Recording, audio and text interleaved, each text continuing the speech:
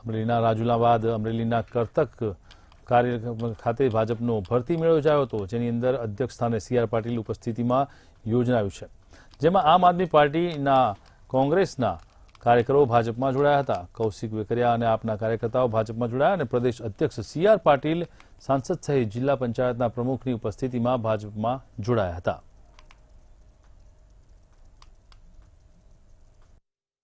अमरेली, लाठी विधानसभा, सावरकुंडला विधानसभा, बाबरा शहर અને ધારી વિસ્તારમાંથી અનેક કાર્યકર્તાઓ આજે આમ આદમી પાર્ટી અને કોંગ્રેસ છોડી પોતાનો પક્ષ છોડી અને રાષ્ટ્રીય વિચારધારા, જે વિચારધારાનું નેતૃત્વ આજે રાષ્ટ્રીય કક્ષાએ નરેન્દ્રભાઈ મોદી અને અમારા રાષ્ટ્રીય અધ્યક્ષ જેપી નડ્ડા સાહેબ કરે છે કે વિકાસની નવી રાજનીતિ શરૂ કરી છે। આ વિકાસની ગંગામાં એવો પોતાનો અનુદાન આપવા માટે આજે ભારતીય જનતા પાર્ટીમાં પ્રવેશ કર્યો છે।